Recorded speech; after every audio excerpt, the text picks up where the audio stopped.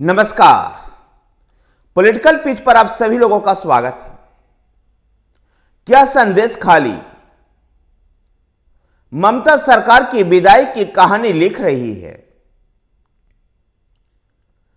संदेश खाली की जो भी कहानी आप निकल करके सामने आ रही है, उससे यही प्रतीत होता है कि अगर नंदीग्राम ने ममता बनर्जी को सत्ता में लेकर के आया और कम्युनिस्टों की विदाई की कहानी लिखी, तो संदेश खाली भी अब तृणमूल कांग्रेस की राज्य से विदाई की कहानी लिख रही है। संदेश खाली में जिस प्रकार से महिलाओं को प्रताड़ित किया गया, जिस प्रकार से महिलाओं के साथ दुर्व्यवहार हुआ, वो उचित नहीं था। और लंबे अरसों से तृणमूल कांग्रेस के नेता शाहजहां शेख इस गतिविधियों को अंजाम दे रहा था, जहां अपने पार्टी के समर्थक लोगों के साथ समर्थक महिलाओं को, जो पार्टी के ही वोटर है और उनके ही कार्यकर्ता हैं, उनको देर रात अपने पार्टी ऑफिस में बुलाकर उनके साथ जिस प्रकार का दुर्व्यवहार किया, यह कदापि उचित नहीं हो सकता है। और संदेश खाली में जिस प्रकार की बातें अब सामने आ रही है, वो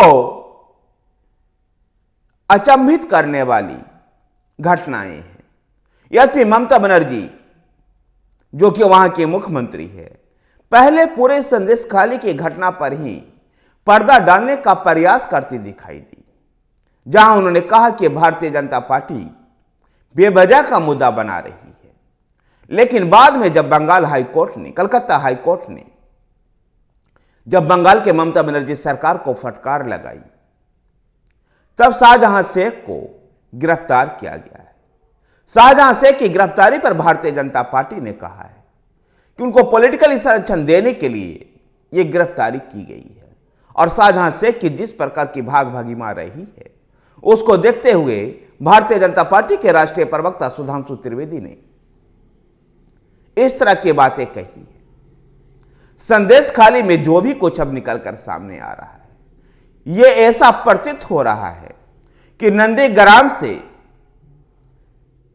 सत्ता के शिखर तक पहुंचने वाली ममता बनर्जी का ग्राफ उतना ही तेजी से संदेश खाली ने नीचे किया है।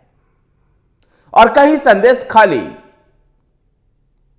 का यह संदेश ममता बनर्जी का बंगाल से विदाई ही ना तय करती, क्योंकि भारतीय जनता पार्टी लगातार आक्रामक होकर के बंगाल सरकार को पहले से ही घेरने में लगी रही थी। और संदेश खाली का मुद्दा, और वह भी लोकसभा चुनाव से पहले, महिला प्रताड़ना का यह मुद्दा, महिलाओं के साथ यौन दुर्व्यवहार का यह मुद्दा, और कोई एक व्यक्ति, एक महिला के साथ नहीं, बल्कि पूरे संदेश खाली के महिलाओं के साथ ही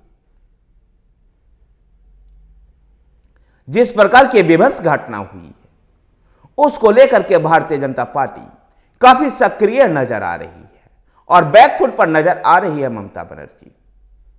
ऐसे में देखना दिलचस्प होगा कि पश्चिम बंगाल में क्या नंदीग्राम का संदेश से कम्युनिस्टों की विदाई हुई थी, तो क्या संदेश खाली के संदेश से ममता बनर्जी की विदाई तय हो पाएगी या नहीं। लेकिन ऐसा भी देख करके लगता है कि संदेश खाली की घटना ने ममता बनर्जी को बोरिया बिस्तर समेटने के लिए बेबस कर सकती है। और अब तक के संदेश को पढ़ें तो ऐसा ही यह मैसेज निकल करके सामने आ रहा है। इस बीच बंगाल कांग्रेस के कई नेता पार्टी छोड़कर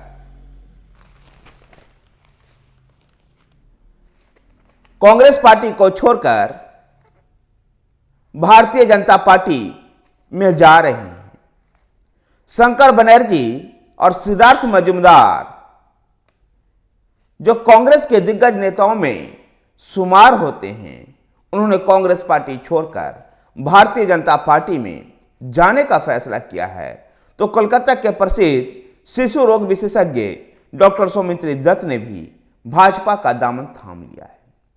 इस मौके पर बंगाल विधानसभा में विपक्ष के नेता शुभेंदु अधिकारी और भारतीय जनता पार्टी के प्रदेश अध्यक्ष सुकांत मजूमदार ने कहा है कि कांग्रेस पार्टी के नेताओं के साथ कांग्रेस पार्टी के नेताओं को भारतीय जनता पार्टी में आ जाने से भारतीय जनता पार्टी के बंगाल में मजबूती मिली है और कांग्रेस और तृणमूल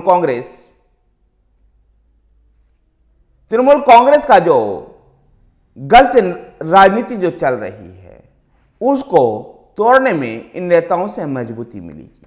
धन्यवाद साथियों, वीडियो को लाइक कीजिए, शेयर कीजिए, हमारे साथ बने रहने के लिए हमारे चैनल पॉलिटिकल पेज को सब्सक्राइब कीजिए। धन्यवाद।